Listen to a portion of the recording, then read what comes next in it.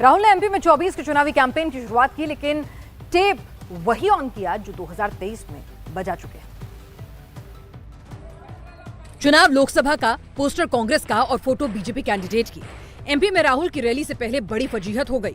मंडला में राहुल के मंच पर बीजेपी कैंडिडेट और केंद्रीय मंत्री फग्गन सिंह कुलस्ते की तस्वीर लगा दी गई। जब गलती का पता चला तो कांग्रेस नेताओं के होश उड़ गए। आनन फानन में फग्गन सिंह कुलस्ते की तस्वीर पर दूसरा पोस्टर चिपकाया गया। जिस पार्टी के मंच से उनकी प्रत्याशी का फोटो लगना चाहिए, वो उनके फोटो के बजाय भाजपा के प्रत्याशी का लगा रहा है, तो ऐसा लग रहा है कि चुनाव के पहले ही हार मान ली क्या। फग्गन सिंह कुलस्ते बड़े आदिवासी नेता हैं और राहुल का फोकस भी एमपी का आदिवासी वोट बैंक है। लेकिन राहुल ने एमपी में वही टेप ऑन किया जो पिछले साल विधानसभा चुनाव में भी बजाया था। बीजेपी का एक नेता मध्य प्रदेश में आदिवासी युवा के ऊपर पेशाब कर रहा था, वीडियो लेकर। उस वीडियो को ये लोग वायरल कर रहे हैं, पूरे हिंदुस्तान में फैला रहे हैं। मध्य प्रदेश में 19 अप्रैल को मंडला सहित 6 सीटों पर वोटिंग होनी है। ये सीटें हैं सीधी, शहडोल, जबलपुर, मंडला, बालाघाट और छिंदवाड़ा। केजरीवाल की जेल पर आम आदमी पार्टी इमोशनल खेल खेल रही है। आप अब केजरीवाल की सलाखों वाली तस्वीर से पूरा चुनाव लड़ने जा रही है। आम आदमी पार्टी केजरीवाल की गिरफ्तारी को सबसे बड़ा चुनावी मुद्दा बना रही है। पार्टी ने जेल का जवाब वोट से कैंपेन लॉन्च किया है। इस कैंपेन वाली तस्वीर में केजरीवाल सलाखों के पीछे नजर आते हैं। ये आपकी सुविधाओं पर ताला लगाना चाहते हैं अरविंद केजरीवाल जी को जेल में रख के, तो हम तो नारा लगा रहे हैं कि जेल के ताले टूटेंगे, केजरीवाल छूटेंगे और आपको जवाब देना है जेल का जवाब वोट से। आप के नए कैंपेन के बीच दिल्ली विधानसभा में जोरदार हंगामा मचा। विधानसभा से बीजेपी विधायकों को मार्शल की मदद से निकाला गया। बीजेपी विधायक दिल्ली जल बोर्ड घोटाले में केजरीवाल के खिलाफ एक्शन की मांग कर रहे थे। अरविंद केजरीवाल के खिलाफ सीबीआई एफआईआर करे, इस मांग को लेकर आज हम गांधी जी की प्रतिमा पर हम लोग धरना दे रहे हैं। केजरीवाल और आप नेताओं पर ईडी का शिकंजा कसता जा रहा है। ईडी शराब घोटाले में आप विधायक दुर्गेश पाठक को भी सम्मन भेजकर बुला रही है। केजरीवाल के निजी सचिव विभव कुमार से भी ईडी ने पूछताछ की। उधर बीआरएस नेता की कविता को भी बड़ा झटका लगा है। राउज एवेन्यू कोर्ट ने अंतरिम जमानत की याचिका को खारिज कर दिया। बंगाल से दीदी ने अपनी टीम को बड़ी डिमांड के साथ दिल्ली भेजा। उनकी टीम ने चुनाव आयोग के दफ्तर के बाहर एक अलग सीन क्रिएट कर दिया। पश्चिम बंगाल की 42 सीटों की फाइट कई मोर्चे पर चल रही है। दीदी ढोल बजा रही हैं, पारंपरिक नृत्य कर रही हैं। करीब 12% आदिवासी और 31% एससी वोटर्स वाले बांकुरा में माहौल बना रही हैं। 2019 में ये सीट बीजेपी जीती थी। 24 में दीदी फाइट कर रही हैं। लेकिन बंगाल में हर जगह ढोल ही नहीं बज रहे। दुर्गापुर में टीएमसी और बीजेपी कार्यकर्ताओं के बीच झड़प हो गई। बीजेपी सांसद दिलीप घोष दुर्गापुर के दौरे पर थे और उसी वक्त ये विवाद हुआ।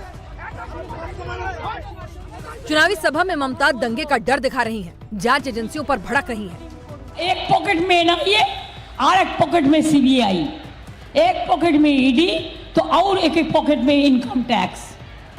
एनआईए सीबीआई बीजेपी का भाई भाई।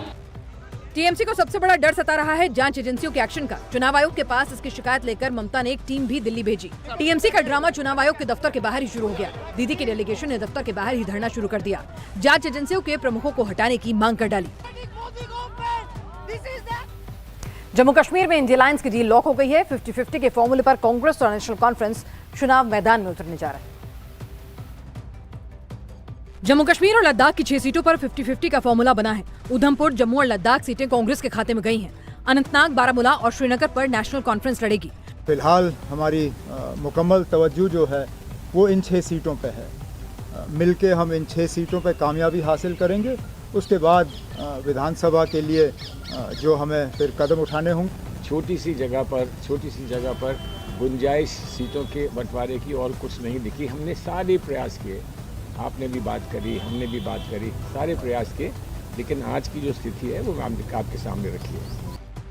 कांग्रेस और नेशनल कॉन्फ्रेंस की डील में पीडीपी के लिए गुंजाइश नहीं बनी। महबूबा मुफ्ती की पीडीपी जम्मू कश्मीर में अकेले चुनाव लड़ेगी। अनंतनाग से महबूबा मुफ्ती चुनाव मैदान में उतरेंगी। उनका मुकाबला गुलाम नबी आजाद से होगा। जम्मू कश्मीर की 5 सीटों पर 5 चरण में चुनाव होने हैं। बिहार में जो काम महागठबंधन की सरकार में हुआ उसका क्रेडिट कौन लेगा? तेजस्वी और नीतीश कुमार में इसी पर जंग छिड़ गई। बिहार में नीतीश कुमार का असली मुकाबला तेजस्वी से हो रहा है। दोनों के बीच जमकर बयानबाजी चल रही है। नौकरी रोजगार का क्रेडिट लेने के लिए तेजस्वी यादव ने पूरा जोर लगा दिया। कुछ दिन पहले मोदी जी क्या बोलते थे नीतीश जी के बारे में कि डीएनए खराब है, और आज बड़े अच्छे हो गए, निमन हो गए भाई नीतीश जी। पहले हमको कहते थे कि यही ना बाकी देखेगा, नौजवान है, नौजवानों को रोजगार दे रहा है, अच्छा काम कर रहा है। नीतीश को भी टेंशन है कि नौकरी रोजगार और बिहार में काम का क्रेडिट कहीं तेजस्वी न ले जाएं। नीतीश कुमार भी समझाने में लगे हैं, काम तेजस्वी ने नहीं उन्होंने किया। उस दिन के लिए लाए, आई सब काम मेरा पहले से है, एक एक काम हम करवाए हैं, झूठ मूठ के बोलते रहता है, वो सब क्या किया है? अगर आप ही लोग याद करिए, 5 के पहले माता पिता 15 साल कोई काम हुआ है? जब महागठबंधन की सरकार बनी तो तेजस्वी ने नैरेटिव सेट करना शुरू कर दिया कि रोजगार वही दे रहे हैं। तब नीतीश चुप रहे, लेकिन अब 40 सीटों की लड़ाई में क्रेडिट पॉलिटिक्स तेज हो गई है।